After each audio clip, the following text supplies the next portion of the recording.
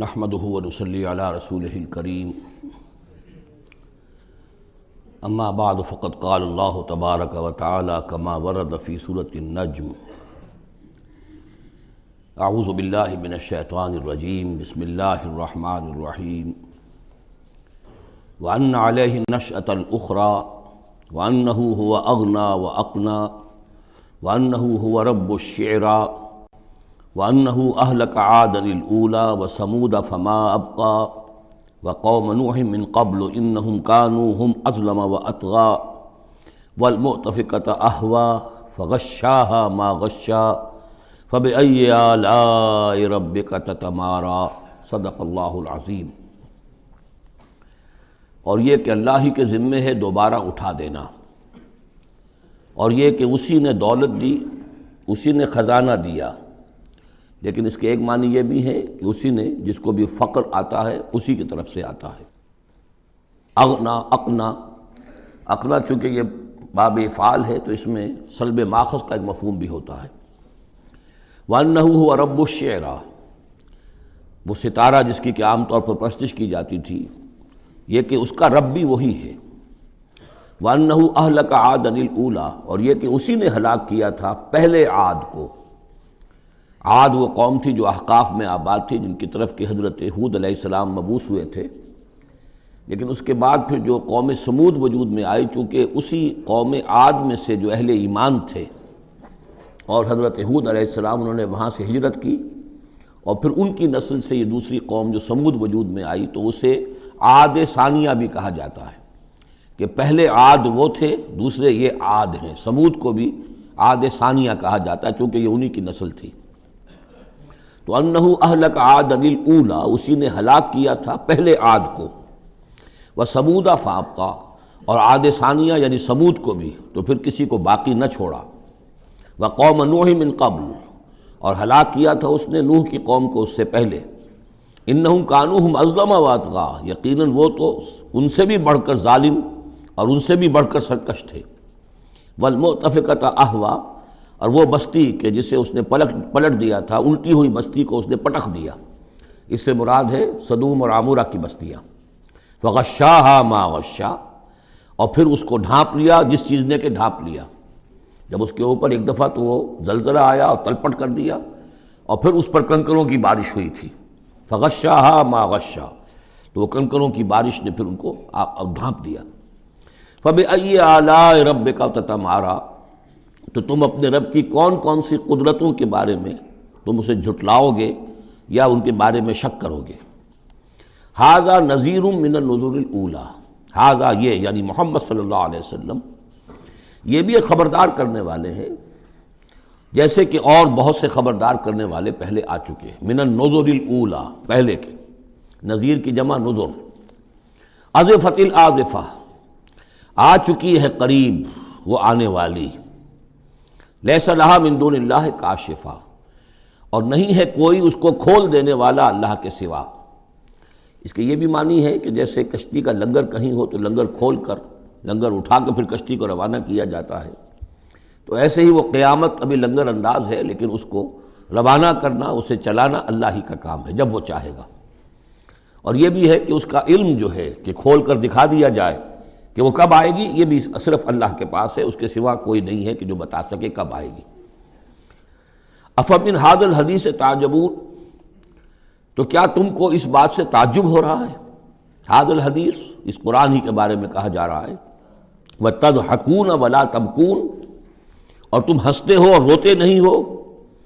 وانتم صامدون، اور تم خوش فیلیاں کر رہے ہو، خوش گپیوں میں لگے ہوئے ہو۔ فاسجدوا للہ واعبدوا، بس سجدہ کرو اللہ کے لیے اور اسی کی بندگی کرو، اسی کی پرستش کرو۔ اس سورہ مبارکہ میں جو زور خطابت ہے، جیسا کہ میں نے پہلے عرض کیا کہ ہم لوگ اس کا صحیح اندازہ نہیں کر سکتے۔ یہ جو عربوں کا ایک ذوق تھا، بڑے بڑے خطیب ان کے ہاں ہوتے تھے۔ خود حضور نے فرمایا ہے کہ ان من الشعر لحکمۃ وان من البیان لسحرا، بہت سے شعر ایسے ہوتے ہیں کہ جو حکمت پر مبنی ہوتے ہیں، حکمت کے خزانے، اور بہت سے بیان، بہت سے خطبے، بہت سی تقاریر ایسی ہوتی ہیں کہ جن میں جادو کا اثر ہوتا ہے۔ تو اس خطبے کے اندر جو خطابت کا جوش ہے، جیسا کہ میں نے عرض کیا. اب ظاہر بات ہے کہ وہ عرب اور خاص طور پر جو کہ پوری فصاحت اور بلاغت سے واقف ہوں وہ سمجھتے ہیں. لہذا اس کے بارے میں جو رائے آتی ہے وہ یہ ہے کہ آپ نے جس مجمع میں کھڑے ہو کر یہ صورت سنائی تو پورا کا پورا مجمع جو ہے دب بخود رہا، اور وہ ساکت و صامت ہو کر اس کو سنتے رہے. وہ کافر بھی تھے، اہل ایمان بھی تھے، بڑے بڑے دشمن بھی تھے حضور کے، لیکن یہ کہ اس کا ایسا زور تھا، اتنا اثر تھا، اتنی تاثیر تھی کہ دم بخود رہے. اور آخر میں جب حضور نے یہ آیت پڑھی تو سب کے سب سجدے میں گر گئے. البتہ بعد میں پھر انہوں نے بات بنا لی ایک، اور وہ واقعہ ہے تلقا غرانیق العلا کا. جب ان سے کہا گیا تم بھی سجدے میں گر پڑے محمد صلی اللہ علیہ وسلم کا یہ کلام سن کر یا قرآن ان کی زبان سے سن کر، تو انہوں نے کہا کہ ہم نے تو سنا تھا کہ اسی میں انہوں نے یہ بھی فرمایا تھا جہاں ذکر آیا ہے افرأیتم اللات والعزی ومناۃ الثالثۃ الاخری، تو وہاں محمد نے یہ بھی کہا تھا تلک الغرانیق العلا وَإِنَّ شَفَاعَتَهُنَّ لَتُرْتَجَىٰ، یہ بڑی اونچی دیویاں ہیں، بڑی اونچے مقام والی دیویاں ہیں یہ لات اور منات اور عزیٰ، اور یہ کہ ان کی شفاعت کی توقع ہے، شفاعت کریں گے. تو ہم نے چونکہ یہ آیت بھی سنی تھی، یہ بھی سنا تھا ان کے زمان سے، لہذا ہم نے سمجھا کہ بس اب جھگڑا ختم ہو گیا، اور محمد نے بھی ہماری دیویوں کو کسی درجے میں مان لیا. جھگڑا تو یہی تھا، لہذا ہم بھی ان کے ساتھ سجدے میں گر گئے. لیکن یہ گویا کہ ان کی سخن سازی تھی، یا یہ کہ بعض علماء کی یہ تعویل ہے کہ ہو سکتا ہے کسی شیطان نے جب کہ حضور پڑھ رہے تھے تو یہ الفاظ پڑھ دیے ہوں آواز ملا کر اور انہوں نے سنے ہوں، واللہ عالم. لیکن میرے نزدیک یہ اصل میں اس صورت کی تاثیر تھی، اس کی اتنی ہیبت تھی اس میں کہ اس کے نتیجے میں جب آخر میں یہ حکم آیا سجدہ کرو اللہ کو اور بندگی کرو اسی کی، تو وہ سب کے سب گویا کہ بے اختیار جسے ہم کہتے ہیں فَأُلْقِيَ السَّحَرَةُ سَاجِدِينَ، جیسے القیہ کا لفظ آیا ہے کہ وہ جادوگر جو تھے حضرت موسیٰ علیہ السلام کا جو مقابلہ کرنے آئے تھے، فعل مجہول ہے، گرا دیے گئے جادوگر سجدے میں، جیسے کسی نے ان کو پکڑ کر اور الٹا کر دیا اور سجدے میں گرا دیا، یعنی بے اختیار کرنا انسان کا. تو ایسا ہی معاملہ اس صورت کے سننے پر بھی ہوا ہے، واللہ عالم. سورۃ القمر، بسم اللہ الرحمن الرحیم. اقتربت الساعة وانشق القمر. قیامت قریب آ چکی ہے، اور جیسا کہ میں عرض کر چکا ہوں کہ قیامت کی نشانیوں میں سے سب سے قطعی اور یقینی نشانی حضور کی بعثت ہے. انما بعثت انا والساعہ کہاتین، میں اور قیامت ایسے ہیں، میرے ساتھ جڑی ہوئی قیامت آ رہی ہے، اب کوئی فصل نہیں ہے زیادہ. اور آپ کو معلوم ہے اللہ کا ایک دن 1000 برس کا ہے، تو ابھی تو 1.5 دن بھی نہیں ہوا نبی اکرم صلی اللہ علیہ وسلم کے انتقال کو، اللہ کے حساب سے 1.5 دن نہیں ہوا. بہرحال قیامت قریب آ چکی ہے. اس سے آگے چل کر ہم دیکھیں گے ایک صورت میں یہ آیت بھی آئی ہے انہم یرونہ بعیدا ونراہ قریبا، یہ اسے دیکھ رہے ہیں بہت دور اور ہمیں وہ سامنے نظر آ رہی ہے. ہمارے علم میں ہے کہ وہ تو قیامت جو ہے وہ کھڑے ہوئے اسرافیل اور سور کو منہ پہ انہوں نے لگا رکھا ہے، بس ذرا سا اشارہ ہمارا ہے کہ اس کے بعد وہ سور میں پھونک مار دیں گے.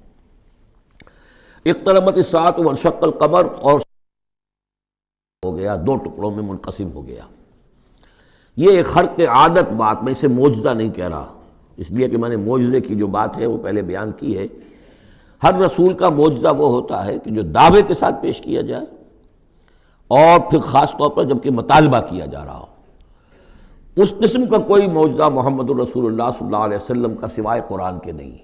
خرق عادت بے شمار ہے، اولیاء اللہ کی کرامات ہوتی ہیں تو محمد الرسول اللہ صلی اللہ علیہ وسلم کی کرامات جو ہیں وہ تو 1000 گنا ہوں گی. اسی قسم کا ایک واقعہ یہ ہے کہ آپ منی میں تشریف فرما تھے، اور بھی لوگ تھے، ان میں سے کسی نے کہا کہ کوئی نشانی ہو. آپ نے کہا آسمان کی طرف دیکھو، انگلی کی اور وہ چاند سب نے دیکھا کہ 2 ٹکڑے ہو کر ذرا سا ہٹ کر ایک دوسرے سے دور ہو کر پھر آ کر جڑ گئے. وانشق القمر. اب اس پر بعض لوگوں نے تو اس اعتبار سے اعتراض کیا جس اعتبار سے ہر خرق عادت کی تعویل کرنے کی کوشش کی ہے سر سید احمد خان مرحوم اور ان کے مکتبہ فکر کے جو لوگ ہیں. لیکن بعض حضرات نے اس اعتبار سے بھی کہ تاریخی طور پر اس کا کوئی ثبوت نہیں ہے. لیکن یہ کہ یہ معلوم ہوتا ہے، ایک تو یہ کہ اس کا جواب یہ ہے کہ ظاہر بات ہے کسی جگہ پر دنیا میں اس وقت رات تھی، کسی وقت وہ دن تھا، اس میں چاند کو دیکھنے کا سوال ہی نہیں۔ پھر یہ کہ جہاں چاند ہوتا ہے اس میں سب لوگ ٹکٹکی باندھے ہوئے چاند کو تو نہیں دیکھ رہے ہوتے کہ آسمان میں کیا ہوا، اور چاند کا دو ٹکڑے ہو کر ذرا سا ہٹنا اس سے کیا فرق واقع ہوا ہوگا، روشنی اس کی جو کہ تو زمین پر رہی جو بھی تھی، تو کسی نے جو ہے خام خواہ پلٹ کر دیکھا ہو۔ لیکن یہ کہ مالابار کے ساحل پر کوئی راجا تھا ہندو، اس نے یہ دیکھا تھا، اتفاق کی بات ہے کہ وہ اس وقت دیکھ رہا تھا آسمان کی طرف، اور وہ حیران ہوا، اس نے دیکھا کہ چاند پھٹا، دو ٹکڑے ہوئے، اور وہ ذرا فاصلے پر گئے، پھر جڑ گیا کر۔ بعد میں اسے جب اسلام کی یہ دعوت پہنچی اور یہ آیت بھی پہنچی تو اس نے اس کی گواہی دی کہ میں اس کا چشمدید گواہ ہوں، پھر وہ اسلام لایا۔ واللہ اعلم۔ اقتربت الساعة وانشق القمر وإن يروا آية يعرضوا ويقولوا سحر مستمر، اور اگر وہ دیکھیں کوئی آیت، کوئی نشانی، تب بھی اعراض کریں گے اور کہیں گے کہ یہ تو جادو ہے جو چلا آ رہا ہے پہلے سے۔ وَكَذَّبُوا وَاتَّبَعُوا أَهْوَاءَهُمْ، اور انہوں نے تکذیب کی، جھٹلایا اور اپنی خواہشات کی پیروی کی۔ وَكُلُّ أَمْرٍ مُسْتَقِرٌ، اور ہر معاملہ جو ہے اللہ کا امر کا، وہ ایک وقت معینہ کے لیے قرار پا چکا ہے۔ ہر کام کے لیے اللہ تعالیٰ کی اسکیم میں ایک وقت ہے، اس سے پہلے وہ کام نہیں ہوگا۔ لیکن یہ کہ انسان کا کام یہ کہ اپنا فرض ادا کرتا رہے، وہ کام کب ہونا یہ اللہ کا کام ہے، اللہ کے ذمہ ہے۔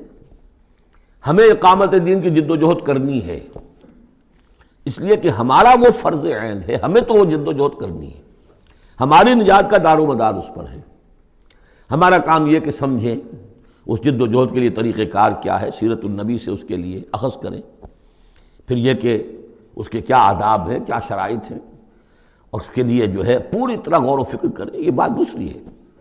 پھر نظر ثانی بھی کرتے رہیں، کیونکہ اب کوئی معصوم تو ہے نہیں کہ جس کے پاس وقتاً فوقتاً جو ہے وہی آ رہی ہو اور ہدایت مل رہی ہو۔ اجتہاد ہی ہے، اجتہاد میں خطا بھی ہو جاتی ہے، بڑے سے بڑے آدمی سے ہو سکتی ہے، لیکن یہ سب کچھ اپنی جگہ پر، فرض اپنی جگہ ہے، جد و جہد کرو۔ باقی ہو سکتا ہے تمہاری زندگی میں نہ آئے، کوئی پرواہ نہیں، تمہیں اپنا فرض ادا کرنا، تم سرخرو ہو جاؤ اللہ کے ہاں کہ اللہ میں نے زندگی اسی کام میں لگا دی، بس تم کامیاب ہو جاؤ گے۔ باقی کب اللہ کو یہ کرنا یہ اللہ جانتا ہے۔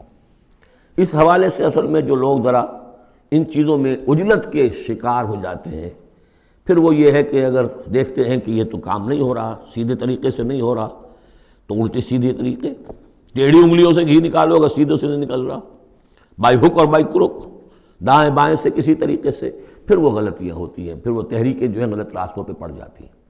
اصل غلطی یہی ہوتی ہے کہ یہ نہ سمجھا جائے کہ اس کو کر گزرنا میرا فرض ہے، نہیں نہیں نہیں، اس کو کرنے کی جد و جہد میں تن من دھن لگا دینا میرا فرض ہے، کر گزرنا یہ اللہ کے ذمہ ہے، وہ کب چاہے گا کہ یہ ہو اسی وقت ہوگا۔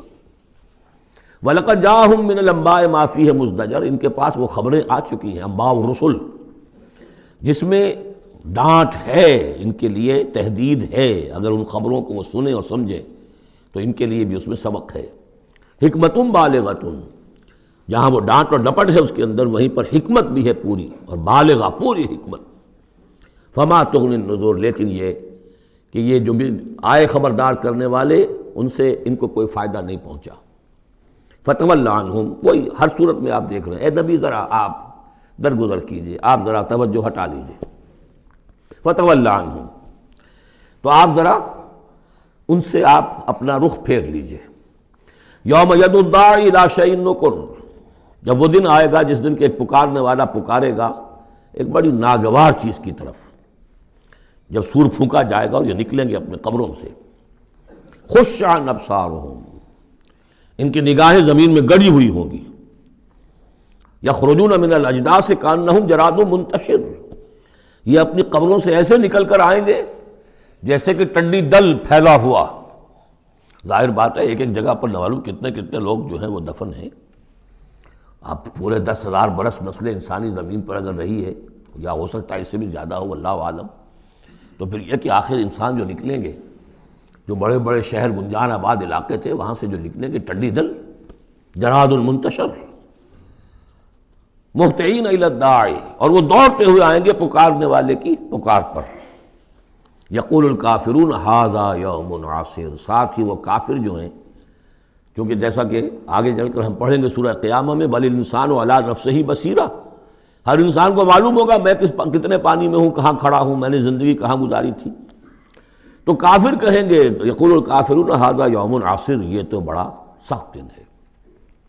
کذبت قبلہم قوم نوح، اب دیکھیے کہ اس میں سورہ نجم میں انباء الرسل نہیں تھی، دلائل عقلی اور آیات آفاقی وہ ساری گفتگو تھی۔ اب یہاں پر یہ اس کا جوڑا ہے قمر، اس میں انباء الرسل ہے، وہی جوڑے کی جو سورہ انعام اور سورہ اعراف جو اس کا مکمل ترین سمجھیے کہ ایک مثال تھی، اس کے لیے ایک نمونہ، تو اسی طریقے پر آپ کو یہ تقسیم ملے گی۔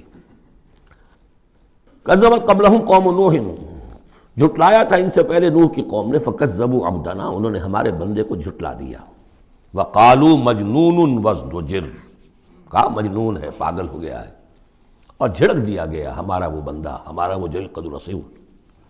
فدعا ربہ، تو اس نے پکارا اپنے رب کو، انی مغلوب فانتصر، میں تو اب مغلوب ہو گیا ہوں، مجھ پر غلبہ پا لیا اس قوم نے، بس میری مدد فرما اور انتقام لے۔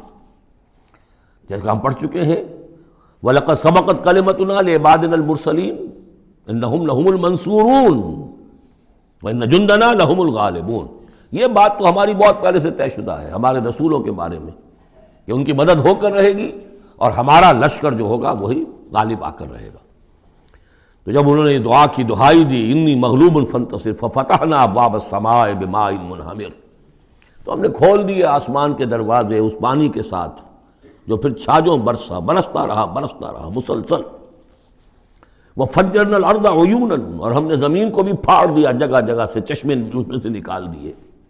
آسمان سے پانی برس رہا ہے، زمین کے چشمے جو ہے ابل پڑے ہیں، ہمالیہ کے چشمے ابلنے لگے، تو گویا کہ اس زمین پہ سے بھی چشمے جو ہے پھوٹ گئے۔ فجرنا الارض عیونا فالتقى الماء، پانی مل گیا، آسمان سے برسنے والا پانی اور زمین کے چشموں میں سے نکلنے والا پانی، دونوں نے مل کر فالتقى الماء على امر قد قدر، ایک ایسی بات کے لیے کہ جو طے ہو چکی تھی، جس کا اللہ کی طرف سے فیصلہ ہو چکا تھا، یعنی پوری قوم کے غرق ہونے کی بات۔ وحملناه على ذات الواح ودسر، اور ہم نے اسے سوار کرا دیا اس چیز میں کہ جو بنی ہوئی تھی لکڑی کے تختوں اور کیلوں سے، یعنی کشتی، تجری بأعیننا، اور وہ کشتی چل رہی تھی ہماری نگاہوں میں، ہم دیکھ رہے تھے ہمارے سامنے۔ جزاء لمن کان کفر، اور یہ بدلہ تھا اس کا، اس کے لیے کہ جس کی ناقدری کی گئی تھی، ہم نے اسے بچایا اور اس کے ساتھ اس کے صاحب ایمان ساتھیوں کو بچایا۔ وَلَقَدْ تَرَكْنَاهَا، اور ہم نے اسے چھوڑ دیا ہے، آیتاً، ایک نشانی کے طور پر، فَهَلْ مِن مُدَّكِرٍ، تو ہے کوئی کہ جو اس سے نصیحت اخذ کرے۔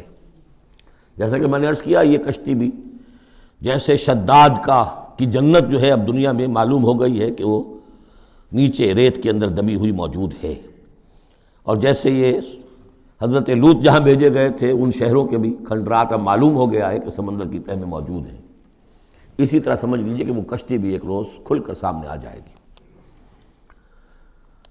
فَكَيْفَ كَانَ عَذَابِي وَنُذُرِ، تو کیسا ہوا میرا عذاب اور میرا خبردار کرنا، کھڑکھڑا دینا اور ڈرا دینا۔ وَلَقَدْ يَسَّرْنَا الْقُرْآنَ لِلذِّكْرِ فَهَلْ مِن مُدَّكِرٍ، یہ ہے وہ چیلنجنگ انداز قرآن کا، ہم نے تو قرآن کو آسان کر دیا ہے نصیحت اخذ کرنے کے لیے، سبق حاصل کرنے کے لیے، رہنمائی حاصل کرنے کے لیے، تو فَهَلْ مِن مُدَّكِرٍ، تو ہے کوئی جو اس سے سبق حاصل کرے۔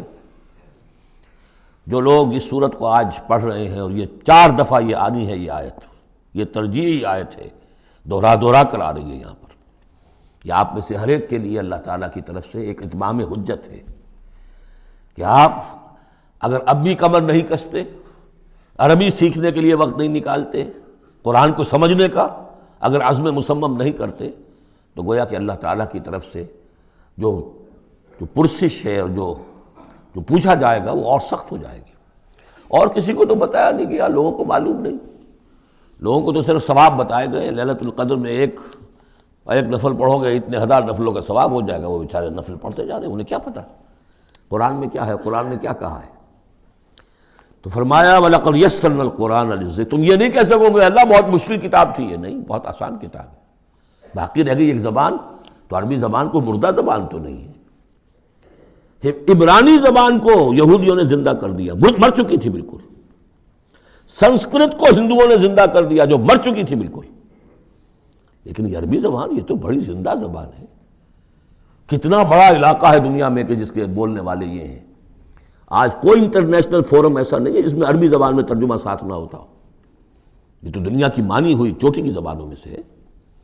اردو کا ترجمہ نہیں ہے، حالانکہ بڑی تعداد میں لوگ ہیں اردو بولنے والے بھی، لیکن UN میں یا کہیں اور اس طرح کے اداروں میں اردو کا ترجمہ نہیں ہے. لیکن جن زبانوں میں وہاں سائملٹینیس ترجمے ہوتے ہیں ان میں عربی زبان شامل ہے. تو لیونگ لینگویج ہے، زندہ زبان ہے، سیکھنے میں کیا دقت ہے. وَلَقَدْ يَسَّرْنَا الْقُرْآنَ لِلذِّكْرِ فَهَلْ مِن مُدَّكِرٍ كَذَّبَتْ عَادٌ فَكَيْفَ كَانَ عَذَابِي وَنُذُرِ. جھٹلایا تھا قوم عاد نے بھی، تو کیسا رہا میرا عذاب اور میرا خبردار کرنا. اِنَّا أَرْسَلْنَا عَلَيْهِمْ رِيحًا صَرْصَرًا. ہم نے ان پر مسلط کر دی، بھیج دی ان پر ایک تند ہوا. فی یوم نحس مستمر، ایک نحوست والے دن میں، اور پھر وہ ہوا چلتی چلی گئی. تنزع الناس، وہ اکھاڑتی تھی لوگوں کو. جیسے آپ کسی درخت کے تنے کو اکھاڑتے ہیں تو اس طرح وہ ہوا لوگوں کو اکھاڑتی تھی. کأنہم اعجاز نخل منقعر، گویا کہ وہ تنے ہیں یا جڑیں ہیں کھجور کی اکھڑی ہوئی یا کھوکھلی. تو اس طریقے سے وہ، اور چونکہ بڑے طویل القامت لوگ تھے تو وہ پھر جب گرے ہیں مر کر پٹک کر، جب کہ ہوا نے ان کو پٹکا ہے اور مرے ہیں، تو جو پڑے ہوئے تو معلوم ہوتا تھا کہ کھجوروں کے تنے پڑے ہوئے. فَكَيْفَ كَانَ عَذَابِي وَنُذُرِ، تو کیسا رہا میرا عذاب اور میرا خبردار کرنا. وَلَقَدْ يَسَّرْنَا الْقُرْآنَ لِلذِّكْرِ فَهَلْ مِن مُدَّكِرٍ. پھر دوہرا دیا گیا، پھر کان کھول کر سن لیجیے. ہم نے تو اس قرآن کو آسان کر دیا ہے سبق حاصل کرنے کے لیے، نصیحت اخذ کرنے کے لیے. تو ہے کوئی کہ جو اس سے سبق حاصل کرے، رہنمائی اخذ کرے. کذبت ثمود بالنذر، اسی طرح قوم ثمود نے بھی جھٹلایا خبردار کرنے والوں کو. فقالوا ابشرا منا واحدا نتبعہ، کیا ہمارے اندر ہی سے ایک شخص ہم اس کی پیروی کریں، اس کی پیروی کریں گے ہم. یہ کون ہے؟ صالح، ہمارا ایک فرد ہے، ہماری قوم کا ہے. بشرا منا واحدا، ہمارا ہی ایک بشر، ہم ہی میں سے. نتبعہ، ہم اس کے پیچھے چلیں گے، اس کا کہنا مانیں گے، اس کی پیروی کریں گے، اس کی اطاعت کریں گے. انا اذا لفی ضلال وسعور، پھر تو ہم گویا کہ اپنے ہاتھوں اپنے آپ کو ڈال دیں گے گمراہی کے اندر بھی اور آگ کے اندر بھی. شعیر کی جمع ہے یہ سعور. یعنی یہ ہمیں خبر دے رہا ہے کہ آخرت میں اگر تم نے مجھے نہ مانا تو جہنم میں جھونکے جاؤ گے. ان کو مان کر ان کے پیچھے چلے تو گویا کہ ہم نے اپنے آپ کو یہی جہنم میں جھونک دیا. القی ذکر علیہ من بیننا، کیا ذکر انہی پر القاء کیا گیا ہمارے مابین؟ کوئی اور نہیں ملا تھا بڑا چودھری ہمارا؟ بل ہوا کذاب نشر، نہیں یہ جھوٹا ہے اور شیخی خورا ہے، خام خواہ جو ہے بڑا ہی مار رہا ہے کہ مجھ پر وہی آئی ہے. سیعلمون غدا من الکذاب الاشر، بتا دیا گیا کہ کل ہی تمہیں معلوم ہو جائے گا، عنقریب معلوم ہو جائے گا کون جھوٹا ہے کون شیخی خورا ہے، صالح یا تم. انا مرسل الناقۃ فتنۃ لہم، ہم بھیج دیتے ہیں یہ اونٹنی کا جو معجزہ انہوں نے طلب کیا تھا، یہ ان کے لیے فتنہ ہے، ان کے لیے آزمائش ہے. فارتقبہم واصطبر، تو سب اب ان کا انتظار کیجئے. اے صالح، ان سے گفتگو ہو رہی ہے، واصطبر، اور ذرا صبر کیجئے، چند دن کی مہلت. وَنَبِّئْهُمْ أَنَّ الْمَاءَ قِسْمَةٌ بَيْنَهُمْ، انہیں خبردار کر دیجئے، بتا دیجئے انہیں کہ پانی جو ہے ان کے مابین اب تقسیم ہو جائے گا. یعنی ایک دن وہ اللہ کی اونٹنی ناقۃ اللہ جو اللہ نے پیدا کی خاص طور پر معجزانہ طریقے پر، وہ پانی پیے گی، اور دوسرے دن ان کے تمام جو مال مویشی ہے وہ آ کر پانی پئیں گے. ہوتا یہ تھا کہ جب وہ آتی تھی تو اس کی ہیبت سے تمام جانور بھاگ جاتے تھے. تو پھر معاملہ ہوا کیا کیا جائے. تو طے کیا گیا کہ اب باری مقرر کر دی جائے، ایک دن وہ آئے گی اور سارے چشمے کا پانی پی جاتی تھی، اور دوسرے دن پھر یہ کہ وہ اپنے مویشی لاتے تھے اور پلاتے تھے. ان الماء قسمۃ بینہم کل شرب محتضر، ہر باری پر پہنچا جائے گا. فنادوا صاحبہم، تو انہوں نے پکارا اپنے ایک صاحب کو، اپنے ایک جو زیادہ ان میں سخت تھا. فتعاطا، اس کی دہائی دی کہ یہ کرو بھائی کوئی علاج اس کا، اس اونٹنی کا. فتعاطا، پھر اس نے ہاتھ چلایا، فعقر، اور اونٹنی کو قتل کر دیا، اس کے کونچے کاٹ دی. فکیف کان عذابی ونذر، پھر کیسا رہا ہمارا عذاب اور ہمارا کھڑکھڑانا اور خبردار کر دینا. انا ارسلنا علیہم صیحۃ واحدۃ، ہم نے ان پر بس ایک چنگھار بھیجی. فکانوا کحشیم المحتضر، تو پھر وہ ایسے ہو گئے جیسے کہ باڑ لگانے والا جب کانٹوں سے باڑ لگا لیتا ہے اپنے کھیت کے گرد، اور اگر کوئی بڑا سا غلہ جو ہے وہ جانوروں کا اس کو رونتا ہوا چلا جاتا ہے تو وہ بالکل چورا چورا ہو کر پڑی ہوتی ہے، ایسے چورا ہو کر پڑے رہ گئے۔ وَلَقَدْ يَسَّرْنَا الْقُرْآنَ لِلذِّكْرِ فَهَلْ مِن مُدَّكِرٍ، پھر سوچو، پھر غور کرو۔ کذبت قوم لوط بالنذر، لوط کی قوم نے بھی خبردار کرنے والوں کو جھٹلایا۔ انا ارسلنا علیہم حاصبا الا آل لوط، ہم نے بھیج دیا ان پر ایک ایسی تیز دار آندھی جو پتھر لے کر آئی تھی، سوائے آل لوط کے گھر والوں کے۔ نجیناہم بسحر، ان کو ہم نے نجات دے دی صبح کے وقت۔ نعمت من عندنا، وہ نعمت تھی، انعام تھا ہمارے پاس سے۔ کذالک نجزی من شکر، اسی طرح ہم بدلہ دیتے ہیں اس کو کہ جو شکر کرتا ہے ہمارا۔ وَلَقَدْ أَنذَرَهُمْ بَطْشَتَنَا فَتَمَارَوْا بِالنُّذُرِ، اور اس نے یعنی حضرت لوط نے انہیں خبردار کر دیا تھا ہماری پکڑ سے کہ پکڑ آئے گی اگر باز نہیں آتے ہو، لیکن انہوں نے شک کیا ان تمام چیزوں کو کہ جن کے بارے میں انہیں خبردار کیا گیا تھا۔ وَلَقَدْ رَاوَدُوهُ عَنْ ضَيْفِهِ، اور وہ تو چاہتے تھے کسی طریقے سے حاصل کر لیں ان کے مہمان کو، یعنی وہ جو خوبصورت لڑکوں کی شکل میں فرشتے آئے تھے مہمان۔ فَطَمَسْنَا أَعْيُنَهُمْ، ہم نے ان کی آنکھوں کو مٹا دیا۔ بائبل میں یہ آتا ہے کہ ایک فرشتے نے ذرا اپنا ہاتھ اس طرح پھیلایا اور جتنے وہ لوگ تھے پورا کا پورا سب کی آنکھیں اندھی ہو گئی، نگاہیں ختم ہو گئی۔ اب دیکھیے قرآن نے بھی وہی بات کہی ہے، فَطَمَسْنَا أَعْيُنَهُمْ، ان کی آنکھوں کو ہم نے مٹا دیا۔ فَذُوقُوا عَذَابِي وَنُذُرِ، تو چکھو اب میرے عذاب کو اور میرے خبردار کرنے کے نتیجے کو۔ وَلَقَدْ صَبَّحَهُمْ بُكْرَةً عَذَابٌ مُسْتَقِرٌ، اور ان پر صبح ہی صبح آ کر چھاپا مارا اس عذاب نے، صبح صبح سویرے، کہ جو طے ہو چکا تھا۔ فَذُوقُوا عَذَابِي وَنُذُرِ، تو چکھو مزہ میرے عذاب کا اور میرے خبردار کرنے کا۔ وَلَقَدْ يَسَّرْنَا الْقُرْآنَ لِلذِّكْرِ فَهَلْ مِن مُدَّكِرٍ، چوتھی مرتبہ پھر۔ وَلَقَدْ جَاءَ آلَ فِرْعَوْنَ النُّذُرُ، اسی طریقے سے وَلِلَّهِ مَا فِي السَّمَاوَاتِ وَمَا فِي الْأَرْضِ، ڈرانے والے، خبردار کرنے والے۔ کذبوا بآیاتنا کلھا، انہوں نے ہماری ساری آیتوں کو جھٹلا دیا۔ 9 آیتیں، 9 آیات بینات، یہ سورہ بنی اسرائیل کے آخری رکوع میں آ چکا ہے۔ وَلَقَدْ آتَيْنَا مُوسَىٰ 9 آیات بینات، 2 آیتیں، 2 نشانیاں، 2 معجزے تو ابتداء لے کر گئے، یعنی عصا کا سانپ بن جانا اور ہاتھ کا چمکدار ہونا سفید۔ اس کے بعد جو ہے مختلف قسم کے جو ان پر عذاب آئے ہیں وہ 7 اور نشانیاں ہیں جو اللہ نے دکھائیں۔ کذبوا بآیاتنا کلھا، انہوں نے ہماری ساری آیات کو جھٹلا دیا۔ فأخذناہم اخذ عزیز مقتدر، پھر ہم نے انہیں پکڑا، اور پکڑ بھی کیسی، ایک زبردست اور مقتدر پکڑنے والے کی پکڑ۔ وہ پکڑ جو ہے کوئی ایسی کمزور پکڑ نہیں تھی جس سے کوئی نکل بھاگے، جس سے کہیں بچنے کا کوئی امکان ہو۔ عزیز مقتدر، جیسے کوئی زبردست قدرت رکھنے والا جیسے پکڑتا ہے ایسے پکڑا۔ اب یہاں یہ ساری گفتگو کر کے اب روئے سخن ہے حضور صلی اللہ علیہ وسلم اور جو کفار مکہ ہیں۔ اکفارکم خیر من اولئکم، بھلا اے قریش تم سوچو کیا تمہارے کفار جو ہیں، جو تم میں سے جو لوگ جو کفر کر رہے ہیں، وہ بہتر ہیں ان کافروں سے؟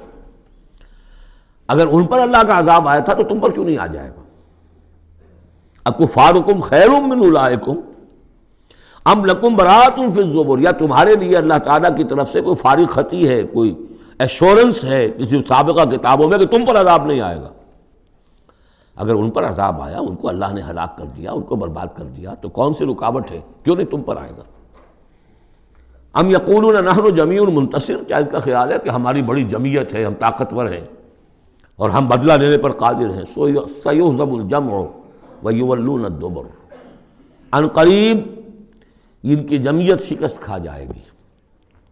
آخر غزوہ بدر میں کیا ہوا؟ ویولون الدبر، اور وہ پیٹھ دکھائیں گے اور بھاگیں گے۔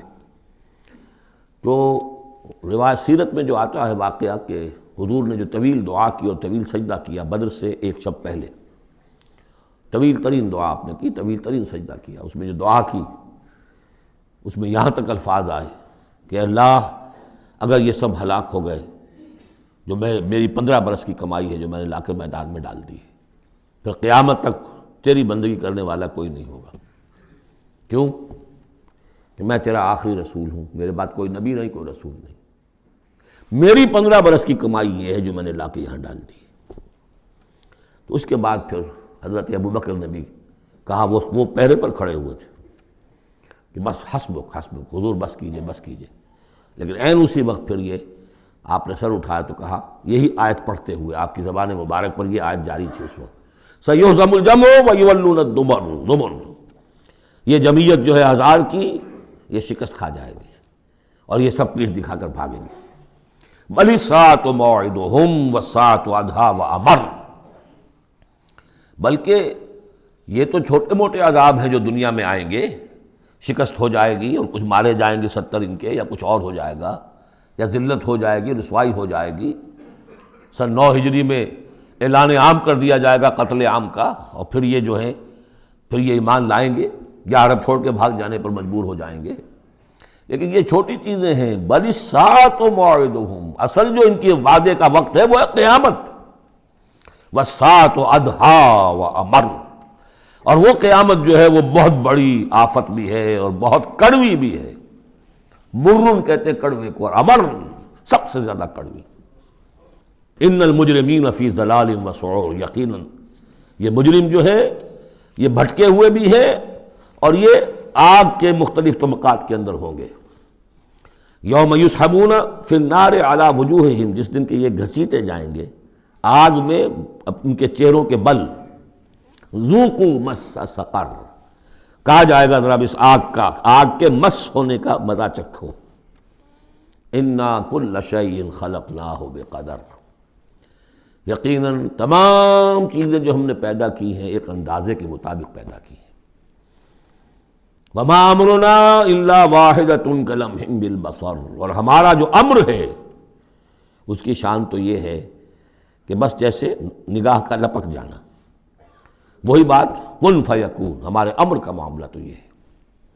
وَلَقَدْ أَهْلَكْنَا أَشْيَاعَكُمْ فَهَلْ مِن مُدَّكِرٍ. اور دیکھو اے قریش، ہم نے تمہاری اس جزیرہ نما عرب میں بسنے والی بہت سی قوموں کو ہلاک کیا. فَهَلْ مِن مُدَّكِرٍ، تو کوئی ہے اس سے سبق حاصل کرنے والا. یعنی ایک قرآن ہے جو تمہارے لیے تذکر کا سورس ہے، ایک وہ تاریخ ہے، آیات تاریخیہ، ایام اللہ، ان سے تم سبق حاصل کر سکتے ہو. ایک آیات آفاقی و انفسی ہیں، ان سے سبق حاصل کر سکتے ہو. وَكُلُّ شَيْءٍ فَعَلُوهُ فِي الزُّبُرِ. اور وہ تمام کام جو یہ کر رہے ہیں یہ صحیفوں میں لکھے جا رہے ہیں، ریکارڈ ہو رہے ہیں. وَكُلُّ صَغِيرٍ وَكَبِيرٍ مُسْتَطَرٌ. اور ہر چھوٹی چیز بھی بڑی چیز بھی لکھی جا رہی ہے. یہی بات ہم نے وہاں پڑھی تھی سورہ کہف میں. وَوُضِعَ الْكِتَابُ فَتَرَى الْمُجْرِمِينَ مُشْفِقِينَ مِمَّا فِيهِ وَيَقُولُونَ يَا وَيْلَتَنَا مَا لِهَذَا الْكِتَابِ لَا يُغَادِرُ صَغِيرَةً وَلَا كَبِيرَةً إِلَّا أَحْصَاهَا وَوَجَدُوا مَا عَمِلُوا حَاضِرًا. اس وقت وہ کافر چیخ اٹھیں گے کہ یہ کیسی کتاب ہے، کیسا اعمال نامہ ہے، کیسا ریکارڈ ہے کہ اس نے کسی چھوٹی سی چھوٹی مائنیوٹس ڈیٹیلز کو بھی omit نہیں کیا ہے. بڑی چیزیں بھی ہیں، چھوٹی بھی ہیں. تو یہاں بھی فرمایا کل صغیر و کبیر مستطر. ان المتقین فی جنات و نہر.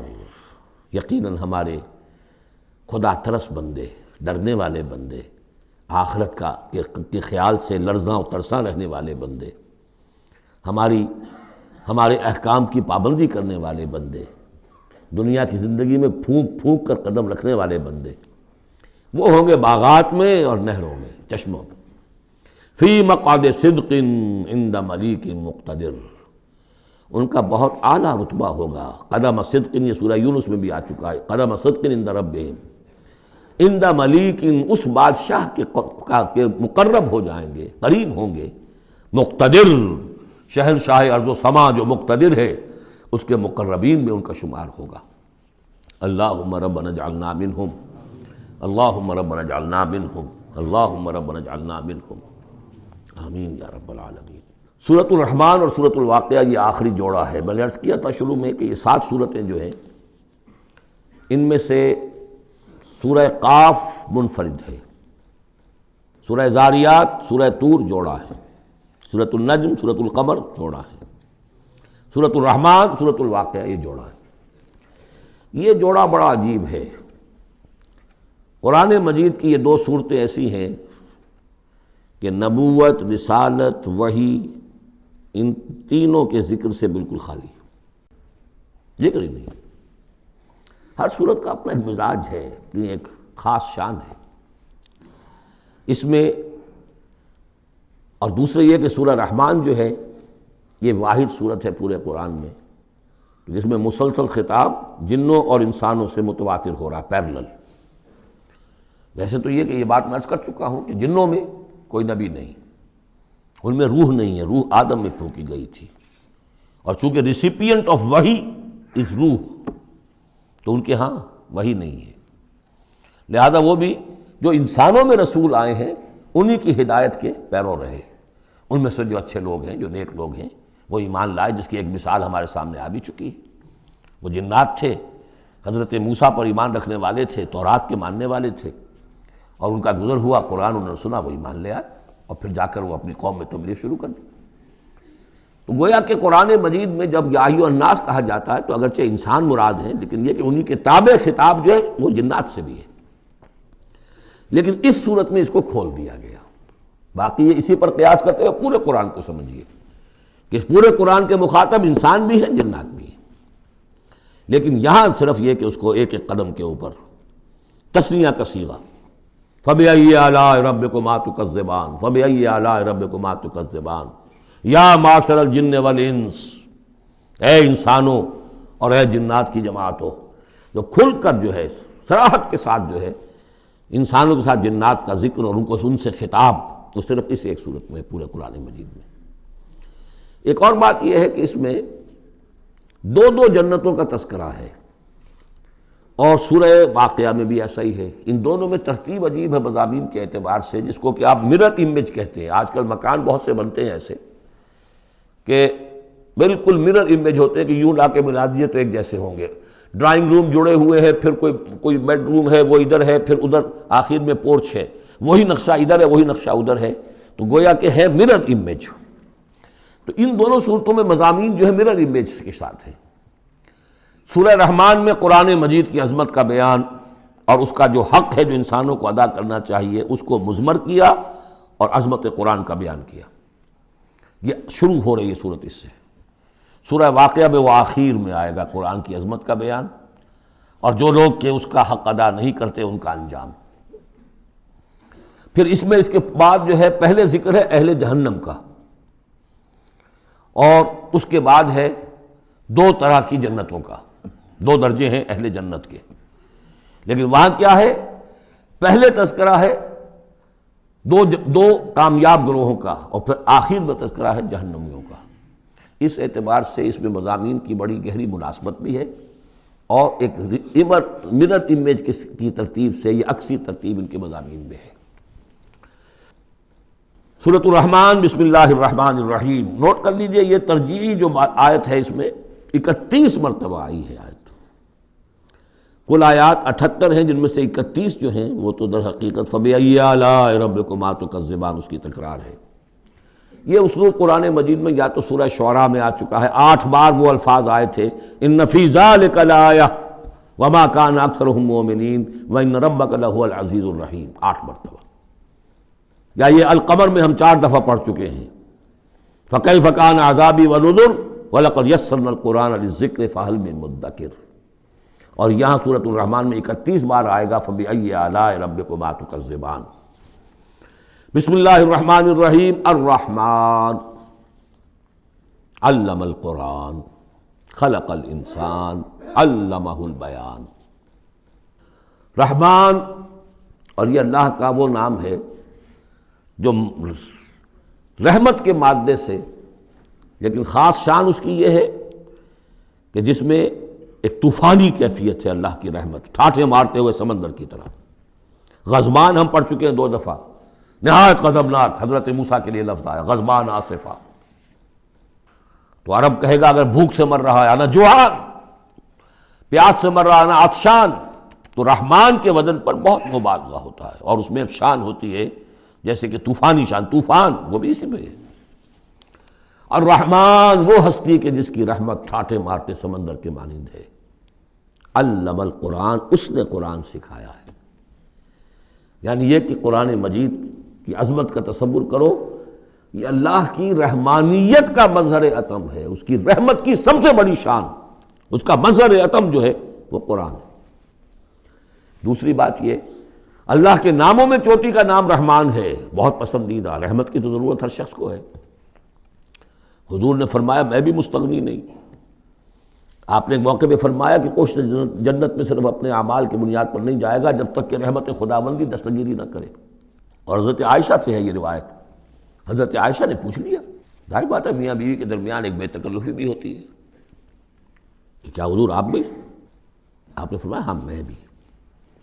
الا ان یتغمدنی ربی برحمتہ، میں بھی جنت میں نہیں جا سکوں گا مگر اس صورت میں کہ میرا رب مجھے اپنی رحمت سے ڈھانپ لے۔ تو رحمان چوٹی کا نام ہے اللہ کے ناموں میں سے، اور جو علم اللہ نے دیا ہے انسان کو اس میں چوٹی کا علم قرآن ہے۔ ایک علم وہ ہے ریویلڈ نالج جس کی چوٹی یہ ہے، ایک علم ہے ایکوائرڈ نالج، رفتہ رفتہ انسان جا رہا ہے، لیکن سب سے اونچا علم، سب سے بڑا علم خلق الانسان، اسی نے انسان کو بنایا، اور اس کی کریشن کا کلائمیکس انسان ہے، تخلیق کی معراج انسان ہے۔ خلقتہ بیدی، اپنے دونوں ہاتھوں سے بنایا ہے، جس میں عالم امر اور عالم خلق جمع ہو گئے۔ اس سے آگے علمہ البیان، جو صلاحیتیں انسان کو دی ہیں ان میں چوٹی کی صلاحیت جو ہے بیان ہے۔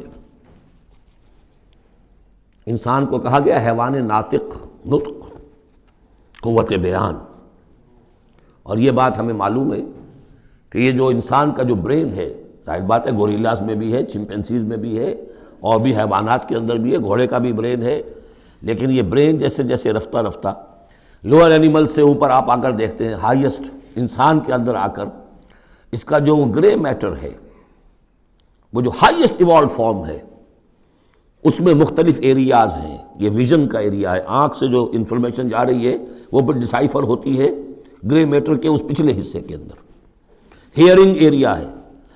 لیکن سب سے بڑا رقبہ جو ہے وہ ہے سپیچ سینٹر،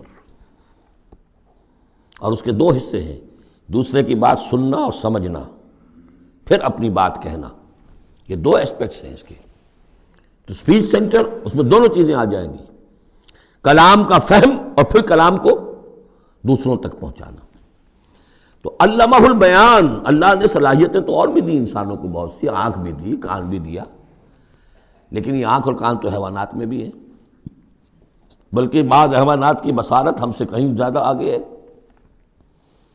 بعض حیوانات وہ ہیں کہ جنہیں روشنی کی بھی ضرورت نہیں دیکھنے کے لیے، بغیر اندھیرے میں بھی دیکھتے، ہم تو اندھیرے میں نہیں دیکھ سکتے۔ اس طرح کان، گھوڑے کا کان جو ہے اس کے کان کھڑے ہو جاتے ہیں اینٹنا کی طرح سے، اگر کہیں سے آہٹ ہو، جب یہ اپنے گھوڑ سوار نے کچھ نہیں دیکھا، کھلا سنا ہے، لیکن ذرا سی آہٹ کہیں کہ گھوڑے نے سن لی۔ اس حوالے سے باقی چیزیں جو ہیں ان میں تو یہ کہ علیحدہ علیحدہ گنا جائے گا تو صلاحیتیں باقی شاید انسان سے بہتر بھی دوسرے حیوانات میں ہیں۔ سونگھنے کی صلاحیت کتے میں جتنی ہے ہمارے پاس تو 1/100 بھی نہیں ہے۔ حیوانات میں سونگھنے کا ایریا جو ہے وہ بہت بڑا ہوتا ہے برین کے اندر، وہ سونگھ کر چیزوں کو اندازہ کرتے ہیں کھانے کی ہے کہ نہیں ہے۔ لیکن انسان کے ہاں آ کر ہائیسٹ لیول آف برین میں یہ اسپیچ سینٹر ہے۔ اب یہ جو 4 آیتوں سے 3 جملے بنے، الرحمن آیت 1 ہو گئی لیکن جملہ تو نہیں بنا۔ الرحمن مبتدا ہے، علم القرآن خبر ہے، جملہ اب بنا، تو جملے 3 ہوئے، الرحمن علم القرآن خلق الانسان علمہ البیان۔ اس کو جو ریشو پروپورشن کا قاعدہ ہوتا تھا نسبت و تناسب کا حساب میں، ارتھمیٹک میں 3 ویلیوز دی گئی ہیں، چوتھی تلاش کرو۔ چوتھی ویلیو اس میں کیا ہے جو مضمر ہے، چھپی ہوئی ہے؟ انسان کو جو بہترین صلاحیت اللہ نے دی ہے قوت بیان، اس کا مصرف بھی ہونا چاہیے بہترین۔ اس کا بہترین مصرف یہ ہے کہ قرآن سمجھو اور سمجھاؤ، قرآن پڑھو اور پڑھاؤ۔ جیسے کہاوت ہے کہ توپ اس لیے نہیں بنتی کہ اس سے مکھیاں ماری جائیں، اسی طرح اتنی بڑی صلاحیت جو تمہیں اللہ نے دی ہے، اسی صلاحیت کو وکلاء استعمال کرتے ہیں، جو اچھا آرگو کر سکے اس کی فیس بڑھتی چلی جاتی۔ ڈیماگوگ کوئی لیڈر ہے، بڑی اچھی تقریر کر سکتا ہے، وہ مرنے مارنے پر جو ہے مجمع کو آمادہ کر دے گا، لوگوں کو آمادہ کر دے گا، وہ اپنی گردنیں کٹوا دیں گے، لیڈر بن جائے گا۔ تو یہ صلاحیت جو ہے اس لیے نہیں ہے کہ تو دنیا میں لیڈریاں اپنی بناؤ اس کے ذریعے سے. اس کا مصرف کیا ہے؟ قرآن سمجھو اور سمجھاؤ. یہ ہے بیان، اللہ کا بیان. اس بیان کو سمجھنا، پہلے تو اسپیچ سینٹر کا وہ حصہ جو ہے اس کو سمجھے، اور پھر اسپیچ سینٹر کا جو دوسرا جو حصہ ہے وہ اس کو بیان کرے. چنانچہ اس کو کھول کر بیان کر دیا محمد رسول اللہ صلی اللہ علیہ وسلم نے. حدیث ہے آپ کی جس کے راوی ہیں عثمان ابن عفان. دیکھیے نام کے اندر بھی وہ قافیہ مل رہا ہے. الرحمن علم القرآن خلق الانسان علمہ البیان عن عثمان ابن عفان. اب عفان کے بیٹے عثمان نے روایت کیا، حضور نے فرمایا خیرکم من تعلم القرآن وعلمہ. اور خیر یہاں پر سپرلیٹو کے سنس میں آ رہا ہے، تم میں بہترین لوگ وہ ہیں جو قرآن سیکھیں اور سکھائیں. اب سورہ قمر کے فوراً بعد یہ وَلَقَدْ يَسَّرْنَا الْقُرْآنَ لِلذِّكْرِ فَهَلْ مِن مُدَّكِرٍ الرحمن علم القرآن خلق الانسان علمہ البیان الشمس والقمر بحسبان. یہ سورج اور چاند سب ایک حساب کے ساتھ ہیں، ان کی گردش حساب کے ساتھ ہے. اسی حساب سے دن بن رہے ہیں، راتیں بن رہی ہیں، ہفتے اور سال اور مہینے بن رہے ہیں. والنجم والشجر یسجدان. نجم جو ہے تو ستارے، سورج اور چاند کے مناسبت سے تو اس کے لیے ستارے کی مفہوم ہے، لیکن نجم جو عربی زبان میں جھاڑیوں کو بھی کہتے ہیں جو زمین میں ہوتی ہیں، کیونکہ یہ ستارے بھی زمین میں اتنے نظر آتے ہیں جیسے کہ جھاڑیاں ہوں. والنجم والشجر یسجدان، شجر کے حوالے سے اگر ترجمہ کرتے ہیں تو وہ جھاڑیاں، یہ بھی سجدہ کرتے ہیں، اللہ کے سامنے سربسجود ہوتے ہیں، ان کے سائے، جیسا کہ کئی دفعہ آ چکا ہے. والسماء رفعها ووضع الميزان. اور آسمان کو اس نے بلند کیا اور اس میں رکھے ترازو. یہاں اس سے مراد وہ ترازو نہیں ہے جو کہ تولتی ہے دنیا کے اندر، اس میں بیلنس ہے، کاسمک بیلنس. آسمان اور زمین کے اندر، آسمان میں جتنے اجرام سماویہ ہیں، ان کو جو چیز تھامے ہوئے ہے، قائم رکھے ہوئے ہے، وہ ایک بیلنس ہے. جو کشش ثقل ہے، ان کی مختلف، یہ سب ایک دوسرے کو کھینچ رہے ہیں، اور ادھر ادھر سے دونوں طرف سے جو کھینچ ہے وہ ہر کرے کو اپنی جگہ پر رکھے ہوئے ہیں. یہ بیلنس جب ذرا سا گڑبڑ ہوگا اور یہ کرے آپس میں ٹکرا جائیں گے. فاصلے ہی کہیں تو ہوتا ہے conversely proportional to the distance. لہذا وہ جو گریویٹیشنل فورس ہے، اگر ایک طرف سے ذرا فاصلہ کم ہو گیا، اس کا مطلب دوسری طرف بڑھ گیا، تلپٹ ہو جائے گا. تو یہ کاسمک بیلنس ہے. وَالسَّمَاءَ رَفَعَهَا وَوَضَعَ الْمِيزَانَ أَلَّا تَطْغَوْا فِي الْمِيزَانِ. دیکھو اس میزان میں، اس توازن میں، یہ جو بیلنس ہے یہاں کا، اس میں کوئی کمی بیشی نہ کرو، بد زیادتی کرو. وَأَقِيمُوا الْوَزْنَ بِالْقِسْطِ وَلَا تُخْسِرُوا الْمِيزَانَ. اور قائم رکھو وزن کو قسط کے ساتھ، عدل کے ساتھ، اور اس کے اندر کہیں کوئی کمی نہ کرو. نہ تطغوا نہ تخسروا، نہ کمی نہ زیادتی. کہیں فاصلہ بڑھ جائے گا تب بھی خرابی، کہیں فاصلہ کم ہو جائے گا تب بھی خرابی. وَالْأَرْضَ وَضَعَهَا لِلْأَنَامِ. الفاظ کی مناسبت سے بعض لوگوں نے سمجھا کہ ترازو ہی مراد ہے، تو ٹھیک ہے، اس میں کوئی حرج نہیں ہے اگر مراد لی جائے، لیکن ترتیب دیکھیے جس طرح یہ آ رہا ہے الشمس والقمر بحسبان. اب اس کے حوالے سے یہ گویا کہ کاسموس کی بات ہو رہی ہے. اس کاسموس کی بات کے بعد نیچے اتر کے وَالْأَرْضَ وَضَعَهَا لِلْأَنَامِ، تدریجاً نیچے آ رہے ہیں. اور زمین کو ہم نے بنا دیا، رکھ دیا، لوگوں کے لیے پست کر دیا، ان کے قدموں میں بچھا دیا اپنی مخلوقات کے لیے. اور مخلوقات میں انسان بھی ہیں، جنات بھی ہیں. فیہا فاکہۃ، اس میں میوے ہیں، والنخل، اور کھجوریں ہیں، ذات الاکمام، جن پر کے غلاف چڑھے ہوتے ہیں، والحب ذو العصف، اور اناج ہے جس کے ساتھ بھس بھی ہوتا ہے، والریحان. اس کے دو ترجمے ہیں، ایک تو یہ کہ اور خوشبودار پھول بھی ہیں، یا یہ کہ اور دوسری غذائیں بھی ہیں. فَبِأَيِّ آلَاءِ رَبِّكُمَا تُكَذِّبَانِ. عام طور پر جو ترجمہ ہے اس میں آلہ کا ترجمہ کیا گیا ہے نعمتیں، لیکن اصل میں یہاں نعمت، قدرت، ان دونوں کو جمع کیجیے. کہیں وہ نعمت کا تذکرہ ہے، کہیں اللہ کی قدرت کا ذکر ہے، اس کی قدرت کی نشانیاں ہیں. فَبِأَيِّ آلَاءِ رَبِّكُمَا تُكَذِّبَانِ. تو تم اپنے رب کی کون کون سی نعمتوں اور قدرتوں کا انکار کرو گے. تکذبان صیغہ ہے تثنیہ کا، دونوں سے خطاب ہو رہا ہے، انسانوں سے اور جنوں سے، اور یہ بات آگے چل کر واضح ہو جائے گی۔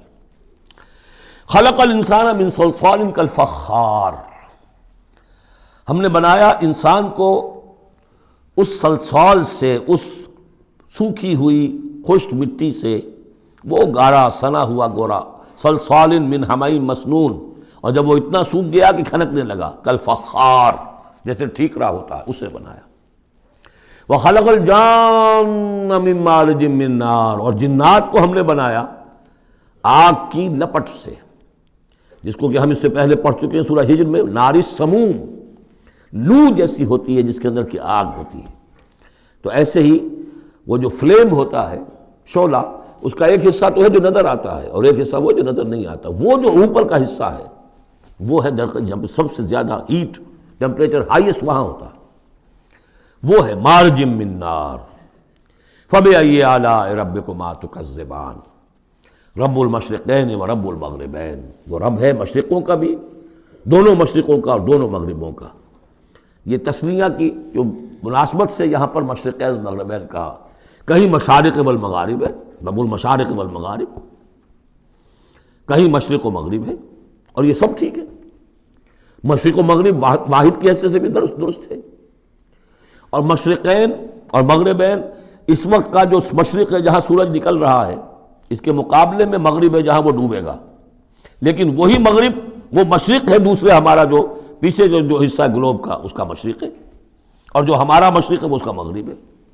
تو دو مشرق دو مغرب۔ پھر یہ کہ ہر نقطہ جو ہے زمین پر وہ مشرق بھی ہے مغرب بھی ہے، کسی نہ کسی وقت وہاں پر سورج جو ہے طلوع ہو رہا ہے، کبھی وہاں پر غروب ہو رہا ہے، تو مشارق والمغارب۔ لیکن یہاں پر تسنیہ کی مناسبت سے رب المشرقین و رب المغربین، دونوں مشرقوں کا رب مالک اور دونوں مغربوں کا۔ فبأي آلاء ربكما تكذبان، مرج البحرین یلتقیان، اس نے چلا دیے دو دریا جو آپس میں ملے ہوئے بھی ہیں، بینہما برزخ لا یبغیان، لیکن ان کے مابین ایک ایسا پردہ حائل ہے کہ وہ ایک دوسرے میں گھستے نہیں ہیں، داخل نہیں ہوتے، اپنی حد کے اندر رہتے ہیں۔ یہ ہیں گرم روئیں چلتی ہیں ٹھنڈے پانی کے سمندر میں، یا جیسے کہ کابل پر نظر آتا ہے دو دریا چل رہے ہیں، دریائے سندھ کا پانی علیحدہ نظر آ رہا ہے اور دریائے کابل کا علیحدہ نظر آ رہا ہے، اور یہ اٹک پر نظر آتا ہے، اور کافی دور تک پھر یہ علیحدہ علیحدہ چل کے نظر آتے ہیں۔ فبأي آلاء ربكما تكذبان يخرج منهما اللؤلؤ والمرجان، اور ان دونوں سے نکلتے ہیں موتی بھی اور مونگے بھی۔ فبأي آلاء ربكما تكذبان وله الجوار المنشآت في البحر كالأعلام، اور اس کے لیے ہی ہیں، اللہ ہی کی ملکیت ہے وہ پہاڑ جیسے جہاز، جوار المنشآت جو اونچے کھڑے رہتے ہیں اور سمندر میں ایسے ہوتے ہیں جیسے پہاڑ۔ پچھلے زمانے میں بھی تو اگرچہ بادبانی ہوتے تھے، لیکن جب بادبان کھل جاتے تھے تو بڑی اونچی جو ہے بادبان ہوتے تھے ان کے، پہاڑ کی طرح، پہاڑیاں چھوٹی چھوٹی، اور آج جو کچھ چلتے ہیں بڑے بڑے جہاز، ان کو تو دیکھیں تو واقعی تو وہ پہاڑ ہوتے ہیں سمندر میں۔ فبأي آلاء ربكما تكذبان كل من علیہا فان۔ اب یہ جو یہاں آئی ہیں اب تک آیات، اللہ کی صنائی، اللہ کی قدرت نوٹ کریں گے جب ہم سورہ واقعہ پڑھیں گے۔ پہلے آیا ذکر قرآن، اس کی عظمت، اور اس کا جو ایک مضمر ہے چیز کہ انسان کو اس قرآن کی عظمت اور فضیلت کو سمجھ کر، اگر اللہ نے وہ جو شعر علامہ اقبال کا، اگر یک قطرہ خون داری اگر مشتے پرے داری، بیا بامن تو آ موزم طریق شاہ بازی را، اگر تمہارے جسم میں کوئی قطرہ خون ہے اور کوئی مٹھی بھر پر بھی تمہیں دے رکھے ہیں، اے چڑیا اے بیا، آؤ کہ میں تمہیں شاہ بازی کے طریقے سکھاؤں۔ اسی طریقے سے اگر تمہیں بولنے کی صلاحیت دی ہے اللہ نے، تو اس کا مصرف کیا ہے؟ خیرکم من تعلم القرآن وعلمہ، سمجھنے کی صلاحیت دی ہے قرآن سمجھو، بیان کرنے کی صلاحیت دی ہے بیان کرو قرآن کو۔ پھر یہ کہ اللہ تعالیٰ کی تخلیقی قوت، اس کا تذکرہ ہوا۔ وہاں آپ دیکھیں گے یہ بالکل الٹی یہی ترتیب ہوگی، آخر میں قرآن مجید کی عظمت، اس سے پہلے اللہ کی تخلیقی عظمت، اللہ کے یہی جو اعلیٰ ہے، اس کے بعد اب پہلے جہنم والوں کا تذکرہ یہاں ہو رہا ہے، وہاں بعد میں ہوگا۔ فرمایا کل من علیہا فان، جو بھی ہے اس زمین پر جو بھی مخلوقات ہیں سب فنا ہونے والی ہے۔ وَيَبْقَى وَجْهُ رَبِّكَ ذُو الْجَلَالِ وَالْإِكْرَامِ، باقی تو رہے گا صرف تیرے رب کا منہ، تیرے رب کا چہرہ، جو بہت بزرگی والا ہے اور بہت عظمت والا ہے۔ اب یہ کہ اللہ کا چہرہ ہم کیا اس کو نہیں سمجھ سکتے، آیات متشابہات میں سے ہوگا۔ جو اس کا مفہوم سمجھیں گے وہ یہ ہے اللہ کی ذات باقی، باقی سب چیز اللہ تعالیٰ کے سوا سب فانی، پوٹینشلی سب فانی ہے، اپنے طور پر سب کسی کا وجود جو ہے اپنے بل پر قائم نہیں ہے۔ اللہ جب تک قائم رکھے تو در حقیقت وہ خود اپنے بل پر قائم نہیں ہے، وہ تو اللہ تعالیٰ نے ان کو قائم رکھا ہوا ہے۔ کل من علیہا فان، اللہ باقی من کل فان، اللہ ہی باقی ہے، باقی تمام فانی ہے۔ وَيَبْقَى وَجْهُ رَبِّكَ ذُو الْجَلَالِ وَالْإِكْرَامِ فَبِأَيِّ آلَاءِ رَبِّكُمَا تُكَذِّبَانِ يَسْأَلُهُ مَنْ فِي السَّمَاوَاتِ وَالْأَرْضِ، جو بھی ہے آسمان اور زمین میں وہ سب اس کے در کے سوالی ہیں، اسی سے مانگ رہے ہیں۔ وجود بھی ملا ہے اسی سے، حیات کسی کے پاس ہے دی ہوئی ہے اسی کی، کوئی صلاحیت ہے تو دی ہوئی ہے اسی کی، کوئی ذہانت ہے تو دی ہوئی ہے اسی کی، روز کا رزق جو آ رہا ہے اسی کا عطا کرنا، ہر ایک سائل ہے۔ جو سورہ محمد میں ہم نے پڑھا کہ تم سب فقراء ہو واللہ هو الغنی وانتم الفقراء، تم سب کے سب محتاج ہو، تمہارا وجود مستعار، تمہاری حیات مستعار، تمہیں علم جو دیا اس نے دیا جتنا دیا۔ ولا یحیطون بشیء من علمہ الا بما شاء، تو تمہاری کیفیت یہ ہے۔ یسألہ من فی السماوات والارض، اسی سے مانگتا ہے جو بھی ہے آسمانوں میں اور زمین میں۔ کل یوم ہو فی شان، وہ ہر دن ایک شغل میں ہے، اس کی ایک مصروفیت ہے، یا میرے نزدیک اشارہ ہے اسی بات کی طرف، یدبر الامر من السماء الی الارض ثم یعرج الیہ فی یوم کان مقدارہ الف سنۃ مما تعدون۔ تدبیر امر ہے، ایک دن کی تدبیر وہ کرتا ہے، کیا کچھ اگرچہ وہ ایک دن اس کا 1000 سال کا ہے، اس میں کیا کیا ہونا ہے، کس طرح سے ہونا ہے، پھر وہ احکام کی تنفیذ ہوتی ہے، پھر اس کی رپورٹ ہے، اس کو واپس جاتی ہے۔ تو کل یوم ہوا فی شان، وہ کوئی ایک یوں سمجھیے کہ کوئی اسٹیٹک کوئی حقیقت نہیں ہے، خود اس کی مصروفیات کل یوم ہوا فی شان، نئی شان کے ساتھ اس کا ظہور ہوتا ہے۔ کل یوم ہوا فی شان فبأی آلاء ربکما تکذبان سنفرغ لکم ایھا الثقلان۔ اب یہاں پر کھل کر بات کی کہ یہ تکذبان کیوں کہا جا رہا ہے۔ ہم جلد ہی فارغ ہو جائیں گے تمہارے لیے، اے دو بھاری قافلوں، اے انسانوں کا قافلہ اور اے جنات کے قافلے۔ ابھی جو ہے اس کائنات کو ہم نے چلایا ہوا ہے، ابھی مہلتیں ہم نے دے رکھی ہیں، وقت مقرر کیا ہوا ہے، اجل مسمى ہے اس کائنات کی بھی اور ہر قوم کی بھی۔ لکل امت اجل، ہر امت کے لیے بھی ایک اجل ہے، ہر ایک فرد کی اجل ہے، وہ سب ہے، لیکن القریب ہم